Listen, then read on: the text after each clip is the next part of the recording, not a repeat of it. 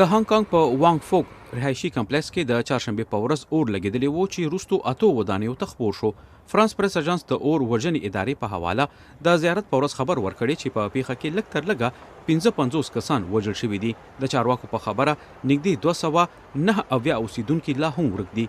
دا د ښار تر ټولو خونړۍ د اور لګېدنې پېښه بلل کیږي. د اور کچه د 15 درجې اعلان شوې وه چې د هانګ کانګ تر ټولو لوړه بیړنۍ درجه ده. د اور وژنې کارکوونکو د شپې تر ناوخته په اور قابو موندلو لپاره مبارزه کوله. شاوخوا 200 کسان خوندي ځایونو ته انتقال شوي دي. د ښار پولیسو 3 کسان د غفلت په تور نیولي دي. د اتو ودانیو په رهایشي کمپلېکس کې 2000 اپارټمنټونه دي. هانګ کانګ ښار د نړۍ تر ټولو ګڼ میشته او لوړ رهایشي بلاکونه لري.